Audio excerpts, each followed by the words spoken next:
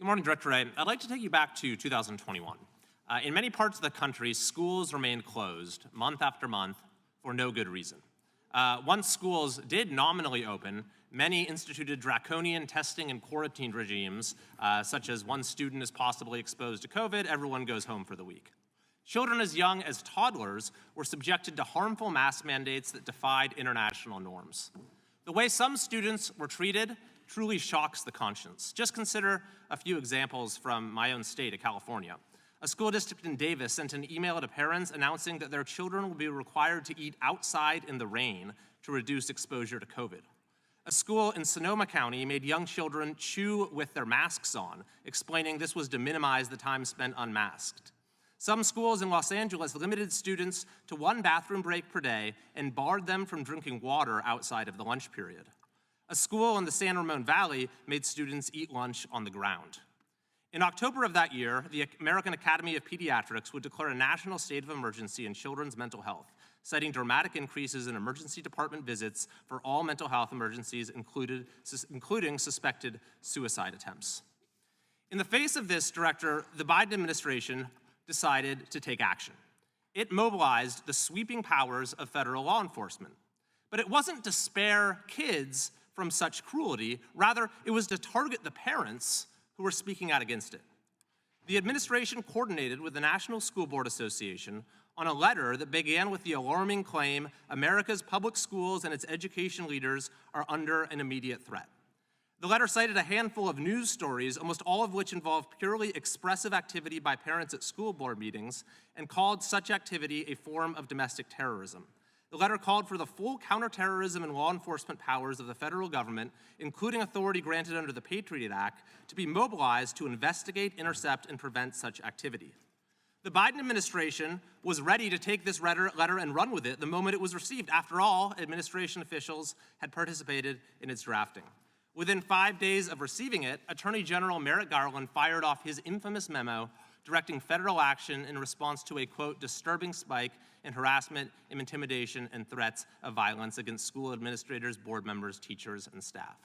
In response, the FBI opened 25 assessments against parents and even created a new threat tag. Director Wray, did Attorney General Garland consult with you or the FBI before issuing that memorandum?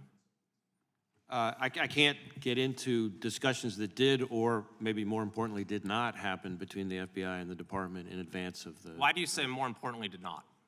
Well, because I will say to you the same thing that I said to all 56 of our field offices as soon as I read the memo, which is that the FBI is not in the business of investigating or policing speech at school board meetings or anywhere else for that matter, and we're not going to start now. Now, violence, threats of violence, that's a different matter. We're going to work with our state and local So that's what the partners memo on was that. predicated on. And what I'm asking you, was there any evidence that you provided to Attorney General Garland that supported that predicate, that premise that there was an increase in harassment and threats of violence? I'm not aware of any such evidence, but I know that we've had a number of our folks who have been up here for transcribed interviews. So unless some of them shared it, I'm not aware of any. Well, actually, what they've shared with us points to just the opposite. You had, for example, a letter from Christopher Dunham, acting assistant director in March of this year, where the FBI acknowledged that it has not observed an uptick of threats directed at school officials since it began tracking the data. Does that sound accurate to you? Yes, sir. And is it also true that, according to the FBI itself, none of the school board-related investigations have resulted in federal arrests or charges? I think that's correct. I think of the 25, and for context, that's 25 tips. I'm sorry, I have limited time, so if that's correct, I'd like to move on. This committee's investigation concluded that the Justice Department's own documents demonstrate that there was no compelling nationwide law enforcement justification for the Attorney General's directive. Do you have any reason to dispute that conclusion? No. So we had an investigation of parents. We had a sweeping mobilization of federal power against the most protected core First Amendment activity, the right of citizens to speak and petition their government on the most important of issues, the education of their children.